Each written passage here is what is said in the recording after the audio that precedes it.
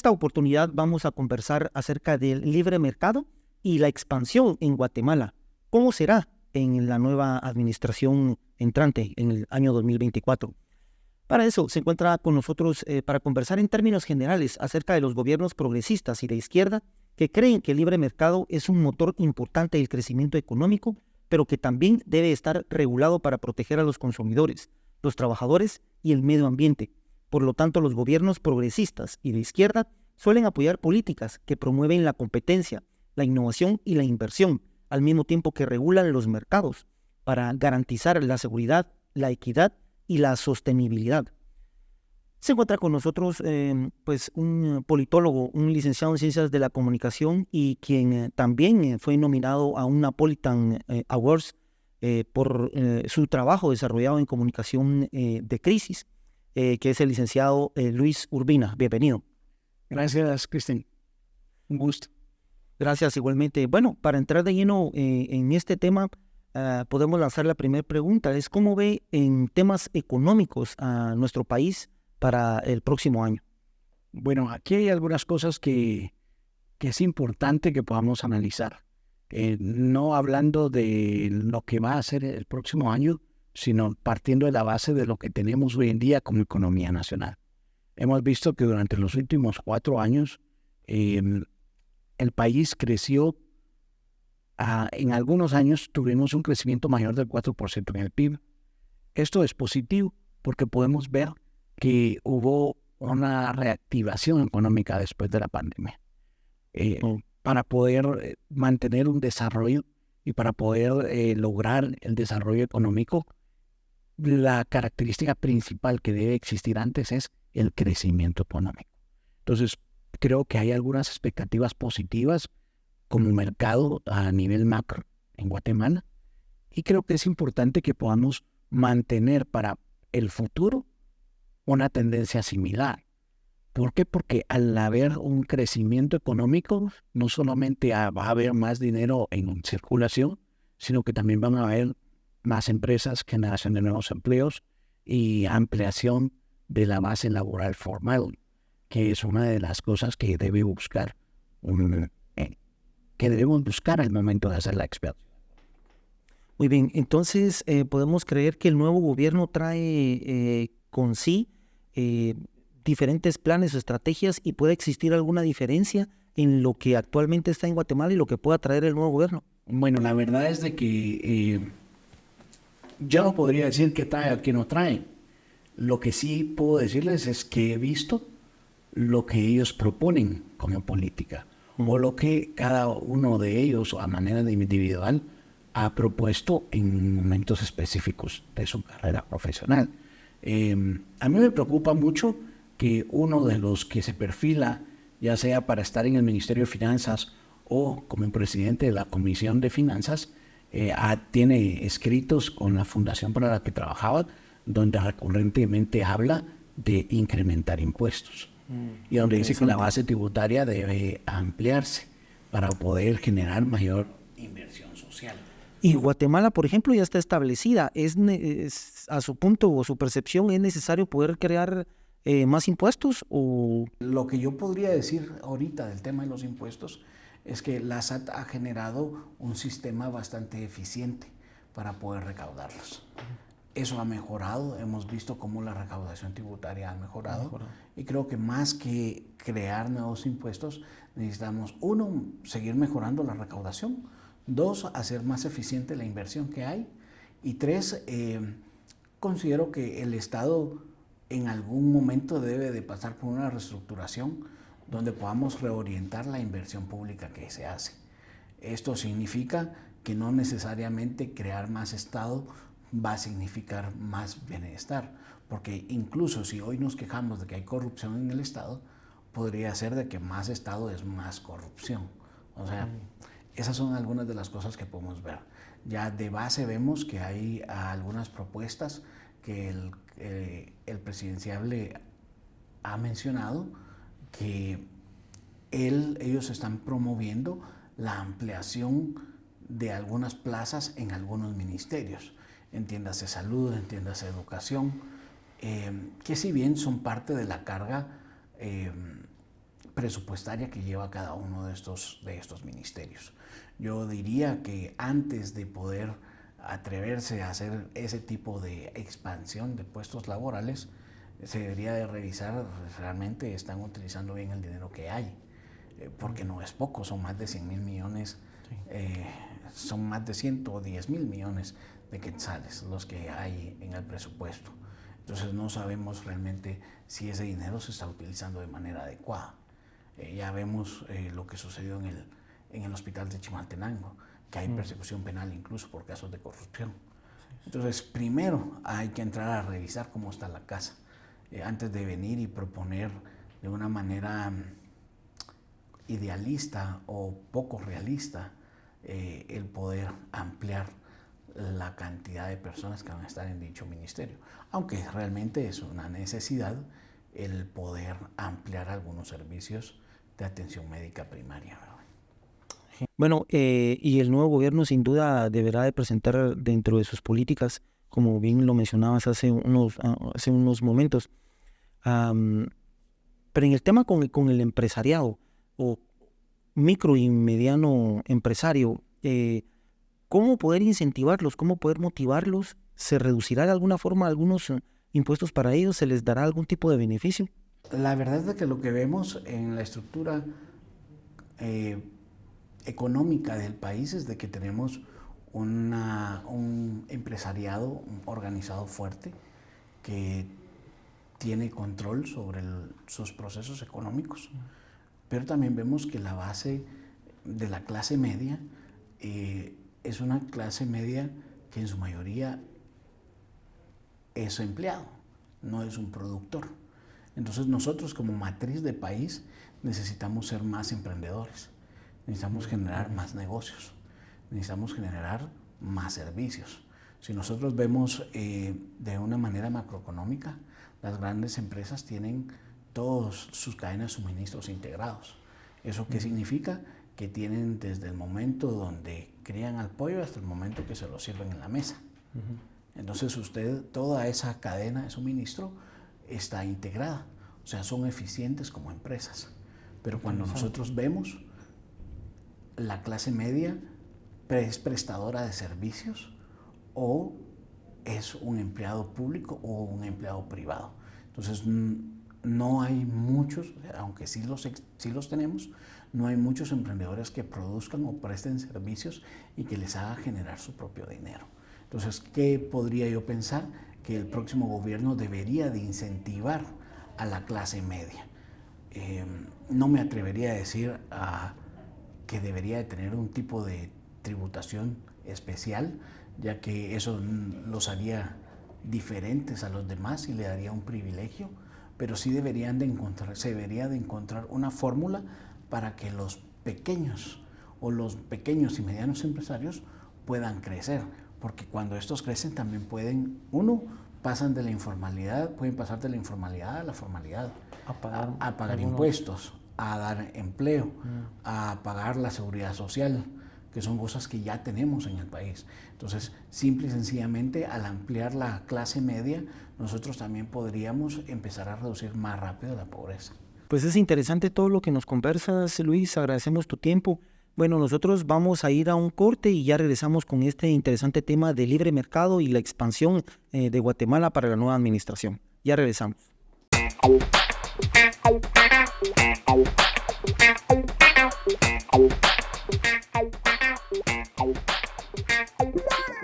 Muy bien, continuamos en Buscando la Razón, tratando este tema sobre el libre mercado y la expansión de Guatemala para el nuevo gobierno. Como bien lo presenté, se encuentra con nosotros el licenciado Luis Urbina, quien nos está hablando pues, acerca de todo este tema. Y la siguiente pregunta puntual que queremos hacer es, ¿correrá riesgo nuestro país con la ideología que trae para algunas empresas extranjeras que puedan invertir en Guatemala? Hay algunas cosas que tenemos que analizar y tenemos que ser muy fríos con esto. Podemos ver que el sector empresarial organizado en el país le ha dado cierto espaldarazo al nuevo gobierno. Eso significa que tras bambalinas o leyendo entre líneas, que hay algunos acuerdos en los que vamos a ver a personas de el sector empresarial haciendo función de gobierno, específicamente en ministerios de Economía, Que pueda definir finanzas, en la banca central, que van a estar diciéndolo como es, cuidando los intereses del sector, cuidando los sectores macroeconómicos. Entonces, ¿por qué? Porque estos aspectos impactan directamente de manera positiva o negativa en el gobierno. ¿Qué es lo que yo pienso que va a suceder? La dinámica económica seguirá igual. ¿Por qué? Porque ese es el acuerdo que hemos visto en los últimos gobiernos. Lo mismo pasó con el presidente Alejandro Yamatei, lo mismo pasó con el presidente Jimmy Morales, y lo mismo sucedió con el presidente Otto Pérez Molina. Entonces, este mismo sector empresarial organizado que ha apoyado a estos gobiernos ha tenido cierta injerencia en esos temas porque es de interés nacional o de interés sectorial para ellos el poder mantener la economía activa. Entonces también hemos visto cómo los sectores empresariales, por medio de su influencia que tienen en el aparato estatal, han realizado muchas actividades, diversas actividades, para poder traer nueva inversión al país. Entonces, ¿qué vamos a ver? Es muy probable que sigan habiendo inversiones, pero también es muy probable, si no se rompe los acuerdos alcanzados, que no se dicen públicamente, pero se leen entre líneas que ya hay acuerdos. Si no se rompen estos acuerdos, creo que vamos a seguir en la misma línea económica. Si mencionas sobre la misma línea económica, quiere decir también sobre la misma línea laboral, posiblemente, que van a existir algunos departamentos con salarios diferenciados, porque pues así tendría que ser algunos acuerdos sin duda entre líneas. No sé realmente qué es lo que ellos han acordado, eso es algo que yo percibo de manera personal, que únicamente vamos a poder ver si estaba en lo correcto o no cuando veamos cuál va a ser el gabinete de gobierno. Pero respecto a eso, creería yo que se va a buscar, que ellos van a buscar alguna forma de hacer justicia a la base social que les está llevando. Si ellos no lo hacen, es porque, uno, no tienen la capacidad, y dos, no le van a cumplir, va a ser una de sus promesas incumplidas. Interesante. Entonces, pensaría que ese va a ser un reto para el gobierno. No se puede pelear con sus mecenas, pero tampoco puede dejar de cumplir las promesas que se le han hecho. Obviamente hemos visto un montón de promesas incumplidas, una de ellas y que todavía no sé si causa risa, tristeza o cólera, la de cero baches. La promesa, hoy vemos vías principales derrumbadas, semanas cerradas sin poder ingresar de una manera libre en las distintas entradas de la ciudad. Entonces, creo que al final el sistema económico, incluso por la mala calidad de la infraestructura, se ve impactado porque se alargan los tiempos de transporte, de personas, de mercadería, de estudiantes. Todo eso nos hace ser menos productivos. Entonces, tendríamos que ver cuál va a ser la política de ellos de una manera integral, no solamente en el tema laboral. Interesante. Bueno, y todo esto también mencionabas algo de que ya se puede ver dentro de sus cuadros a gente, a profesionales, politólogos, economistas. ¿Traerán ellos esa mentalidad de libre mercado, libre expansión? Realmente lo que yo he visto en el Congreso a veces es penoso, porque vemos como uno de los fundadores, él mencionaba en uno de sus tweets de que una de las soluciones para poder tener más dinero es imprimir más dinero. Esa es una política fallida. Lo hemos visto cómo sucede en Venezuela. Miras los Evaluado mucho de papel moneda que necesitas para comprar una gaseosa. Entonces, no es una política acertada. Yo esperaría que fueran un tanto más sabios en las políticas económicas que ellos van a plantear. Pero si ellos vienen con ese tipo de propuestas, yo creería que los guatemaltecos deberíamos de prepararnos para que nos vayamos. estar preparados. Sí, porque al final imprimiendo más billetes no es como salimos de la crisis. Necesitamos ser más productivos. Eso significa el poder generar más trabajo y el poder generar más productos, el poder generar más comercio. Sin duda también puede entrar alguna buena estrategia de comunicación para incentivar entonces a los microempresarios y a los medianos empresarios por cualquier cosa. Muchos van a migrar a este formato para poder producir y de alguna forma pues llegar a generar también empleos. Hay un dicho que dice que a mayor inversión, mayor empleos. ¿Esto está bien dicho? ¿Está bien mencionado? Bueno, en mi experiencia, como si bien lo has dicho, soy comunicador, pero mi enfoque es el mercadeo y la publicidad. Entonces he tenido la oportunidad de ver que cuando una empresa decide ampliar su rubro de negocio o diversificar el tipo de inversión que está haciendo, automáticamente genera más empleo. Eso significa que una persona menos en la calle va a estar desempleada. Pero también vemos que hay muchas personas que están subempleadas, o sea, que no se dedican a lo que saben hacer o que no tienen algo específico como una habilidad específica para ofrecerle al mercado.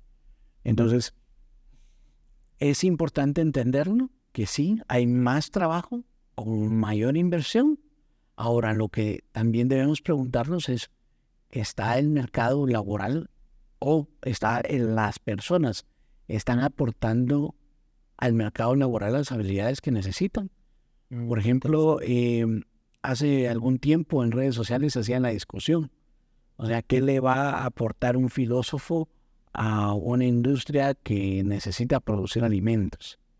Entonces, ahí hay un divorcio de lo que yo le estoy ofreciendo a la empresa y de lo que la empresa me necesita en ese caso. Obviamente, la empresa va a preferir a alguien que tiene una formación en un expertise. Entonces, esto también es importante, que las personas y el mercado o la industria de la educación se pueda enfocar hacia la productividad. O sea, no podemos seguir preparando personas para carreras de hace 60 años, de hace 70 años. Necesitamos orientar la fuerza laboral hacia la productividad. La productividad. Y esto también trae consigo los derechos que puedan tener todos los trabajadores. En tu percepción, en tu visión, ¿la nueva administración podrá hacer algo por mejorar estos derechos laborales? La verdad que más que la administración pública, creo que esa tarea es una tarea del empresario. Es una tarea del empresario. Por ejemplo, también hemos sido muy críticos que si vemos el sector de la construcción es un sector pujante en el país, sí, pero vemos cómo recurrentemente hay muchos accidentes en las obras. Y cuando vemos quien llega por ellos son los bomberos municipales, los bomberos voluntarios. La pregunta es, ¿hay alguna mejora? ¿Por qué no pagan un seguro para estos trabajadores? Algo que ellos están en riesgo. ¿Por qué no es un hospital privado el que le atiende, el que los atiende? O sea, ¿por qué no hay un seguro de vida para el tipo de trabajador? Si bien esto podría llegar a reglamentarse por medio de alguna ley, realmente esa tarea está del lado del empresario. Y es el empresario el que debe comprender que hay ciertos estándares internacionales que deberíamos cumplir. Esto lo vemos en otros países, pues también vemos los estándares mínimos en cuanto al tema laboral que encontramos en países cercanos. Interesante. Entonces podemos creer que de alguna forma los gobiernos que han transitado por nuestro país han volteado a ver para otro lado no solo en este tema, pero como sale a colación en muchos. Y realmente podemos ver que sí el Estado tiene el poder para lograr algún cambio, o por lo menos para reglamentarlo y normarlo. Pero al final, donde incide o donde impacta una política pública es en la aplicación. Y la aplicación debe ser en las industrias, en el sector empresarial organizado, en los empresarios. ¿Se violará algún tipo estos derechos empresariales si entonces el nuevo gobierno o, digamos, la bancada del que está a favor del gobierno? Porque, pues, de momento creo que no se sabe si está en el limbo, si es el movimiento Semilla o no, pero en lo que resuelven los órganos correspondientes a ese tema, desde el Congreso podrán revisar esto y entrarán a un conflicto. Bueno, nosotros hemos visto que el Congreso no le da prioridad a muchas leyes. Hemos visto que han habido propuestas de la ley de competencia, hemos visto cómo fue la ley para acelerar algunos trámites, también hemos visto cómo está la iniciativa de ley para el trabajo desde casa. Están todos ese tipo de iniciativas que están enfocadas a darle una forma más moderna a la legislación en el tema laboral y que también podemos ver que impactan en el mercado local. Ya vimos cómo se aprobó la parte de la ley del leasing, también vimos cómo se aprobó la parte de cuando estamos hablando de la ley de quiebra, cómo las empresas pues es una legislación moderna, pero no hemos visto que realmente haya avanzado y que haya empezado a tener un impacto en la sociedad guatemalteca. Entonces, definitivamente, tanto el Congreso como el Ejecutivo, al sancionar las leyes, puede tener un impacto directo en la mejora de la calidad de vida de los guatemaltecos. Solo vemos esto claramente. En julio había una algarabía económica por el bono 14. Esta es una ley que salió del Congreso y que fue sancionada por el presidente. Puede tener un impacto directo en la economía guatemalteca, en el bienestar de los guatemaltecos. Pero dependerá del enfoque que ellos le den. Sin duda alguna. Bueno, vamos a hacer otra pausa y ya regresamos en Buscando la Razón.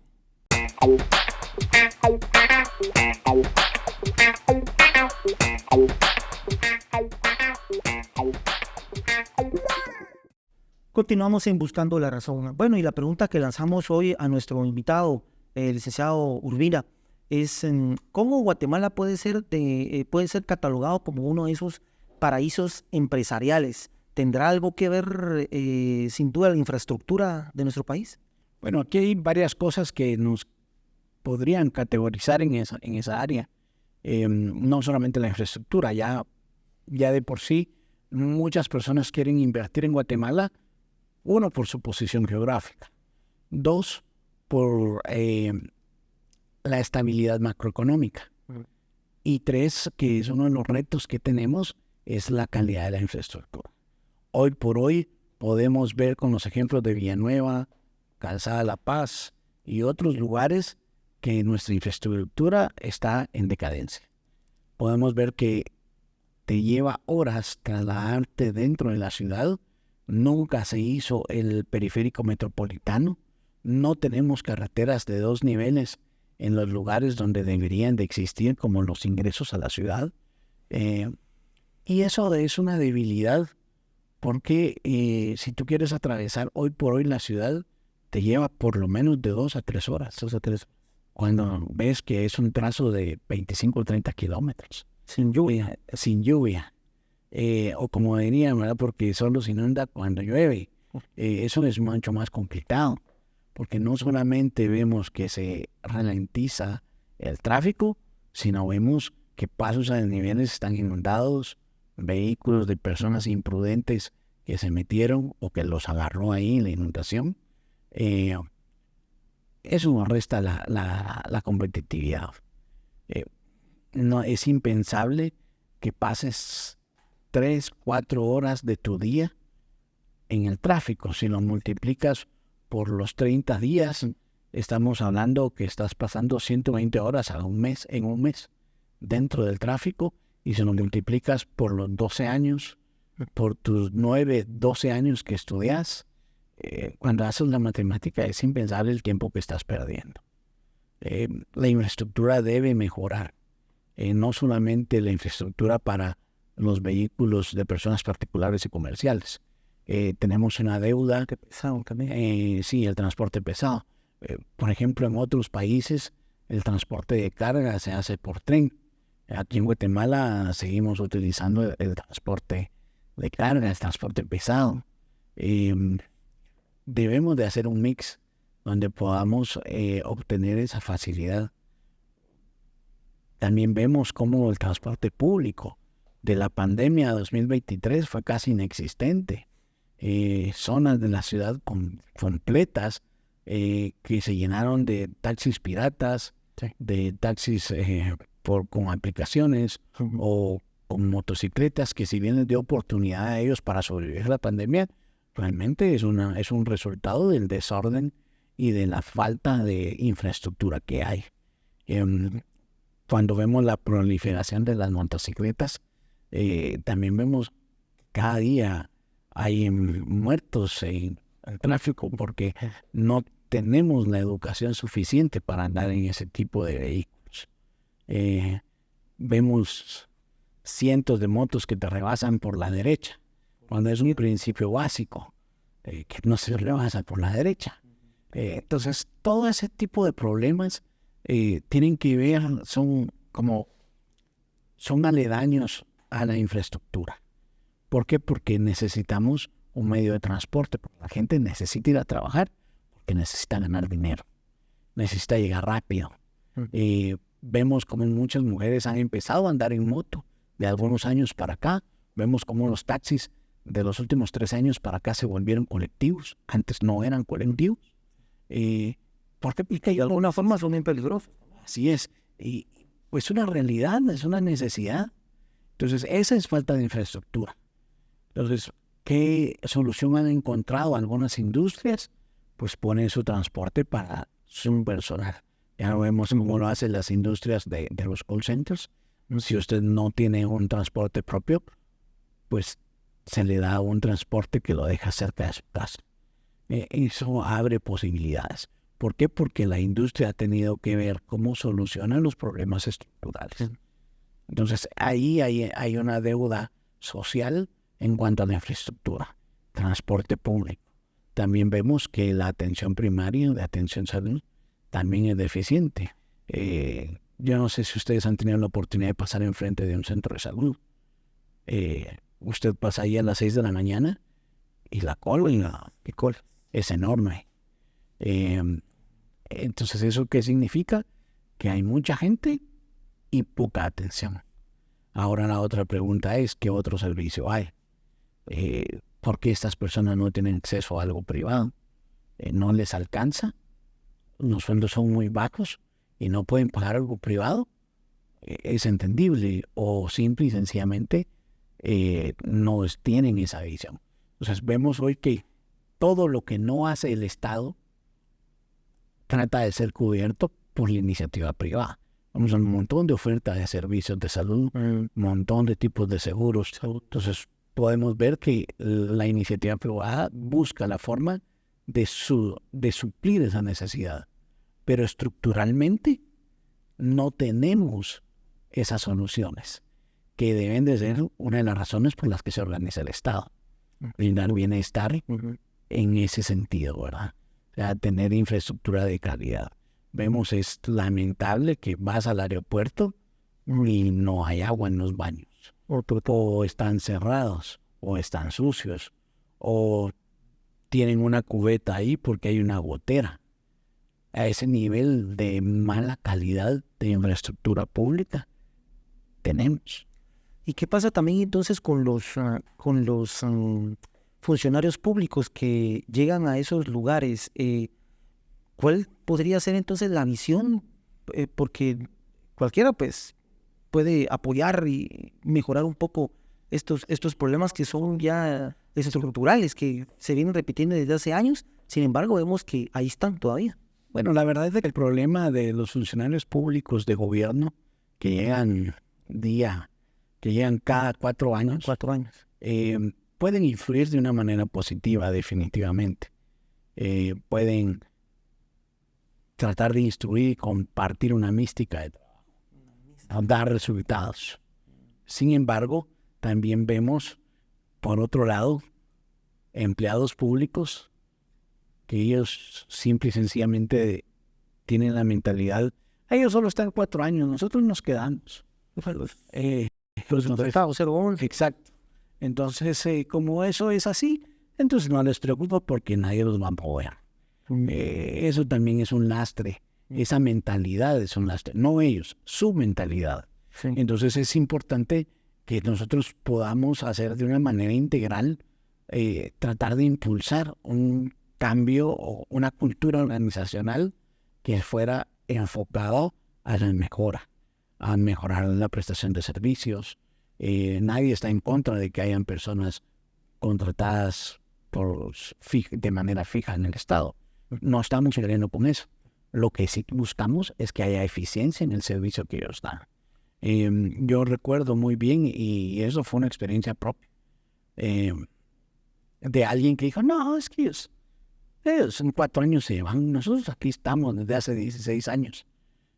Entonces también creo que ese son las Tribuna, ese tipo. y ese es un reto para los directivos, el poder llegar y hacer un cambio real. Pero también vemos otra cosa. Vemos funcionarios como una directora de una organización del Estado que cuando llega tenía una emergencia y en el lugar de hacer licitaciones y hacerla por medio del consejo de acuerdo a la ley orgánica de su organismo, dice es que había una emergencia, entonces hicimos la compra directa. Entonces si hoy en día sigue con los pleitos en la Contraloría porque no siguió la ley. Entonces también podemos ver que hay muchos funcionarios públicos que desconocen las formas correctas de hacerlo.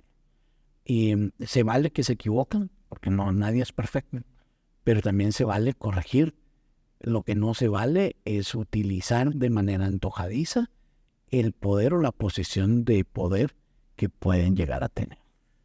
Realizaron alguna especie de abuso de poder, ¿verdad? Así es. Bueno, y hablando siempre en todo este tema, recuerdo que hay también algunas propuestas como unas alianzas público-privadas para que puedan invertir, bueno, tal vez no intervenir, pero sí invertir en el aeropuerto para mejorarlo, para que realmente sea un aeropuerto de primer nivel, pero sin duda también trae implícito por ahí algún tipo de cobro.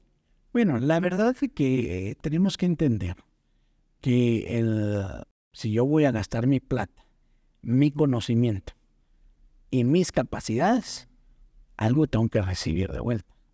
Así es. Eso es parte del libre mercado. O sea, no hay desayuno gratis. O sea, todos queremos ganar. Sin embargo, tenemos que ser muy sabios, porque hoy por hoy uno de los errores que cometimos fue con el Correo Nacional. No tenemos un Correo Nacional. Es cierto, hay un montón de empresas que dan servicios de paquetería, pero no matamos el servicio de Correo Nacional. Y hoy por hoy, por la ineficiencia estatal, nadie quiere hacer un contrato con el nuevo correo. Entonces, tenemos que ser prudentes y también tenemos que ser muy maduros al entender de que si vamos a hacer un tipo de alianza público-privada, debe ser un ganar-ganar. Eso significa gana la sociedad y gana el empresario, porque obviamente el empresario quiere ganar y cualquier persona que va a hacer un tipo de trabajo necesita y debe ser remunerada por ella. Entonces, es importante que entendamos eso. Tenemos que sacarnos de la mente ese paradigma que todo debe ser gratis. No, es importante que lo podamos entender, que todo tiene un precio, que hay alguien que hizo el esfuerzo para que lo tengas, e incluso en el Estado, cuando dicen, no, es que eso es público, eso es de todos. No es de todos, o de nadie. ¿Quién lo cuida? ¿Quién lo ve? Vemos el fracaso de lo que sucedió en la Universidad de San Carlos. Es cierto, es del pueblo, pero se entregaron un chiquero, entregaron un basurero. Y aparte de eso, destruyeron las instalaciones. Sí. Entonces, eso es lo que sucede cuando la mentalidad que se tiene es que es de todos, pero no es de nadie. Entonces, es importante entender que si va a haber algún tipo de alianza, debe de ser en una visión de ganar-ganar, donde tanto la sociedad como el Estado se vea beneficiado como la persona que está invirtiendo o el sector que está invirtiendo. ¿Sirven las alianzas público-privadas? Sí sirven, lo hemos visto. Y creemos que, yo personalmente, creo que deben haber algunas alianzas público-privadas. Por ejemplo, si al fin vamos a decidirnos hacer el anillo metropolitano, es un trabajo que no va a ser de 4 años. Ujú. Entonces creo que es importante que lo veamos así y que entendamos Y que han habido varios estudios, han habido 2, 3 trazos, pero al final no hay una autoridad que pueda hacerse cargo, porque no hay como un distrito metropolitano como tal. Ya hoy las ciudades todas perdieron los límites, ya todas se han unido y ya ni sabemos ni dónde empieza una y dónde termina la otra, ¿verdad? Lo sabemos por los líos de pleitos que han habido entre municipalidades por el cobro del IUCI, pero nada más.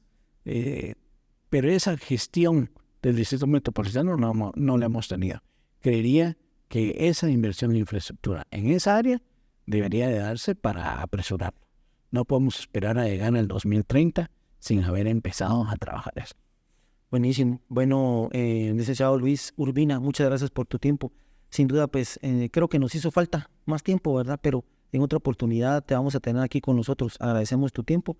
Y a usted los espero siempre en sintonía de un episodio más de Buscando la Razón.